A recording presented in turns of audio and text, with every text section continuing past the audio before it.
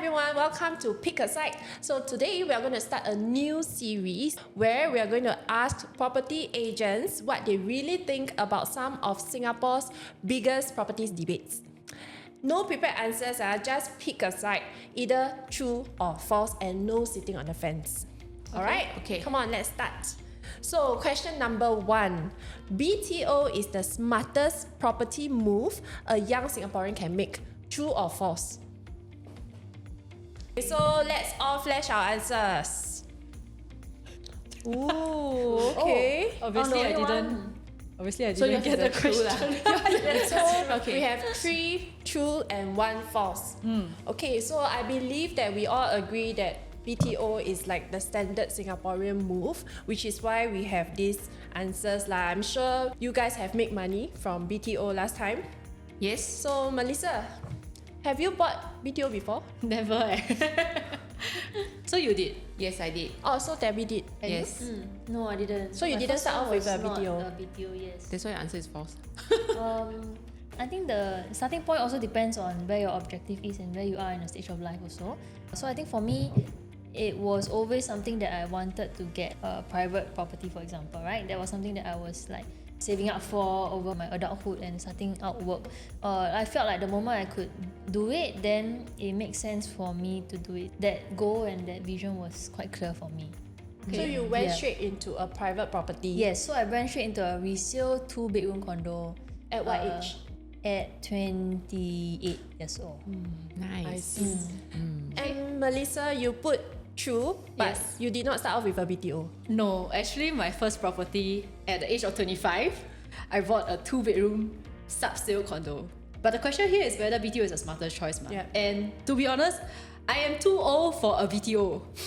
So if let's say we are talking about a young Singaporean, if you're talking about your early 20s, then obviously you don't have that much cash saved up in your bank account. Then, Yep. and if you're very sure that this partner that you're gonna be with is the somebody that you're gonna spend the rest of your life with, then yeah, why not? Like BTO, the first route is actually quite a smart thing, right? So is that the route that you took?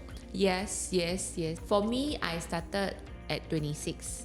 But the BTO took like forever to build. Yeah, that's the thing Yes. about BTO. Yes. Usually it's like 3 years plus 5 years. Yeah, MOP. mine was 5 years. Building. Yes, building was 5 And you years. know what we've heard, like got some like 7-8 years one. There's this Punggol North Shore that is reclaimed land, right? Then apparently the land kept sinking and sinking. Correct. Then they kept having to, so it Delay. delayed damn long. Yeah, so these are one of those cases. Lah. Mine was about 6 blocks of 40 stories. So the whole entire estate took very long.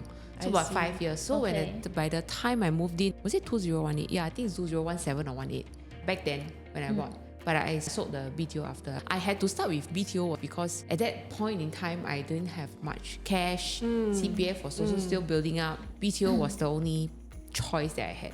But actually, interesting question is maybe if let's say it took 6 years to build, right? During that 6 years, did you have any thought to want to swap it out? Yes, being a property agent, then I help a lot of my clients, buy condos and things like that. Then I thought, should I wait for the BTO or should I just forgo? Because there's also opportunity cost involved, right? Correct. So what was your thought process throughout that period? I did struggle for a bit. There was one particular condo that I wanted to go in. Back then, my partner and I, we wanted only the west.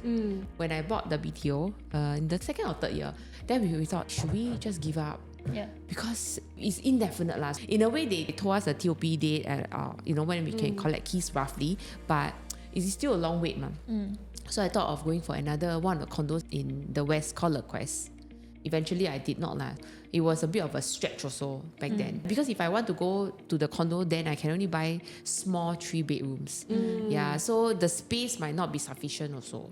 So that's why I decided to go ahead with my BTO. So how much do you make? My BTO, I was lucky, I would say. For West, I made about 400,000, close to 400,000. Is it in the Bukit Batok area? Yes. Okay. Correct. Considering the supply in the area, actually 400,000 over 5 years is actually quite good returns lah. Yeah, I would Yeah. say. in a Okay, way. since we are all agents, right? But is it really 5 years? Because it took a while, Yes. right, before you even Yeah. collect key Yes. to start Correct. the 5 years clock. So in total, 10 10 years. years. Yeah, so about 10 10 years, years. 400,000 for a BTO lah. So I think ultimately, if you wait too long for a BTO, then after that you plus MOP 5 years, it will eat into your profits lah. If you can wait just like maybe 2 years and you're still young and then plus 5 years, that kind of profit is actually a lot for Singaporeans to start off. It's usually their first pot of gold. Yeah, so I think it's like what Claire said, right? It's like what stage of life are you at? Yeah. Yeah, so I think back then I also did try for a BTO. Oh. And then I gave it up. Yeah, I mean, not really because of the time. I think at that point of time when I was 23, you don't really think much about time. Yeah, I think at that point of time, it's just that, do I really want to commit to this flat with this somebody? Yes. Yeah, so Yes. eventually, long story short, I went into a private, although I do agree that this is a plan that is actually great for young people, but because of my own personal circumstances, I eventually bought a loan. So I went to a private instead. Do you regret your decision of letting go the BTO and then buying a 2-bedroom condo? Do you make money from the purchase? I held that condo for 8 years. Wow. And for the first 6 years, it didn't earn a single cent. What? Yeah, so actually at some point I was like thinking, wow, actually HDB make more money than me. Like, wow, if it's not because of the COVID boom, right? I mean, I earned probably about 200,000. But at some point, I did question my life decisions. Like, am I making it? People say like, private is supposed to make more, and I would think that it should be like that, but it didn't reflect that way. But did I regret my decision? I don't particularly think so, because it still served my purpose at that point in time. Like I needed a place to stay. My parents to stay with me. I just told myself it's a consumption cost. Because even if you stay outside, you also have to pay rent. Yeah. Correct. Yeah. That's true. And you get to enjoy the facilities. Exactly. So there are intangible benefits to living in a property and your choice that you make as well. I mean, could I have made a better choice? Yes. But yeah, I mean, it's back then. So, Lauren, you also put through, right? You also got a BTO, right? For my case, it's a little bit more special because yes, I got a BTO, but it's only under my husband's name that time. So in a way, we wanted to maybe go for a second property after that lah. That was the plan. But ultimately, even after MOP, we still decide to sell off the BTO. So we make about also 400,000, and both of us we just move forward to a private already, because I think my plan was also very clear. I want to build net worth. So how much do you think can a BTO appreciate over time compared to you going upgrade to a private? So that was our thought at that point in time lah. So yes, when we first bought it, it's also because we are young, we have time to wait. We always think that we are young and we have time. That's why Singaporeans always go to a BTO first. Which is kind of like a safe haven. The government has always put in this BTO option in place for us to basically let young Singaporeans have an affordable option for us, right? Yeah. Ultimately, at the end of the day, I think it's really where you are at that stage of life.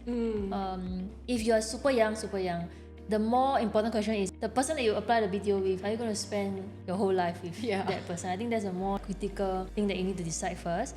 Private or HDB, I think it really depends on the current financial status that you're at right now, how much savings you have gotten, what kind of risks that you want to take lah.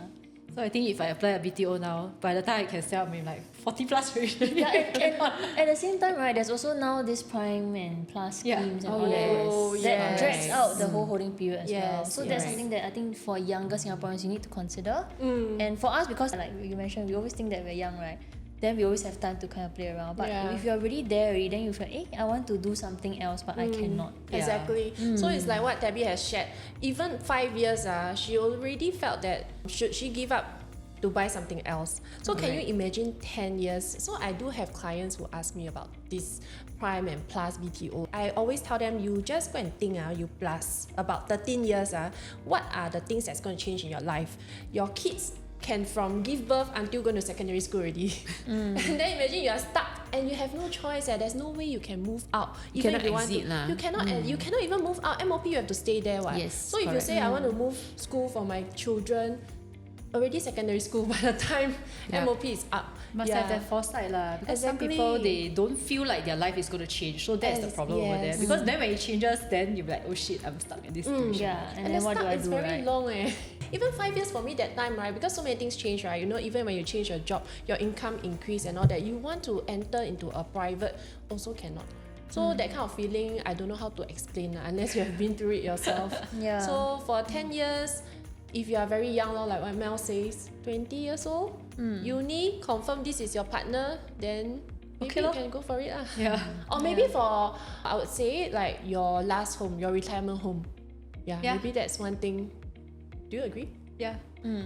I also feel that a lot of even friends or even I speak to some of my clients, right? They don't know the difference between the TDSR and the MSR thing. They always think that I can afford this loan based on MSR, but actually they can afford more based on TDSR also. Exactly. Then with whatever they have to pay for the BTO, right? Actually, they do have enough funds to pay for the condo or whatsoever, but they're not sure. Yeah, they're not sure. So I think that is a misconception that a lot of people have also. Exactly. So do we all agree that actually there are a lot of people who are unclear, unsure of how much they can actually afford, which is why they always think that they can only go for BTO. Yeah, that's the only option in a way. Yeah, and to expand that thought a little bit, maybe just one last part. A lot of parents these days are also thinking that BTO is the best option for their parents. So they always lead them there. Even though the parents are quite well to do in a good financial status and all, they wouldn't think of helping them take the first step to a private property. The answer is always BTO. So I think here we laid out a couple of case scenarios, right? I think ultimately the financials is one, but the partner, choosing of the partner is one, the other is the clarity that people need. Correct. Yeah. How about you, Claire? Do you make any from your property? Did I make any property? Any money from your property? Yeah. Thankfully, I think I bought during the COVID year. So everything shot exercise up. date was like 2020 November. Yeah, so 3.5 years later I sold it for a profit of about 400,000. Wow, for Congrats. 2 bedroom. For 2 bedroom, yes. Wow. So it was a bigger 2 bedroom, about 1,000 square feet. But also something a bit more intangible for me was I like the location. It was just opposite my mother's house. So in terms of the help and support I needed, at the point of time I didn't have kids. So it was really more like I just want to be close to my parents. I could just go down at 7 a.m. and have breakfast with them. So that was something intangible that I felt like that one cannot replace much of the money. But thankfully, because of COVID and how it has shot up, made quite decent profits as well. Had I gone for a resale HDB, for example, because I really wanted somewhere to stay straight away, right? I may or may not have made this That amount much. lah. Yeah. Yeah. Do you buy under your own name or was it a joint? So it was a joint. So at the point of time, I think both my husband and I, we just really maxed out everything, including the CPF and all that. But we did put a 991 on that property. So it's really just to have a flexibility to be able to swap it out or even keep it if we wanted to. I think that's a smart one. So I think the government has done a very, very good job. Actually, comparing our neighboring countries, Singaporeans are very fortunate. We definitely have like options like BTO, even condos, although we are just a small dot. But the government has done a good job to place a roof all over our head. So with the BTOs coming in place lah. But of course, everybody's situation is different. Is BTO the only route? It might not be. So I think we have to reassess sometimes before we make any decision lah. Yeah. Okay, so thank you all for your time. And so hopefully, after today's discussion, it has given you a few different perspectives to think about before our viewers are going to enter into their property. So if you want any help, since all of us has gone through different, we've actually done this on our own properties before. So if you'd like to have a chat with either of us, please feel free to reach out on our contact methods below. And I think that wraps up for our episode today. We'll see you in the next one. Bye.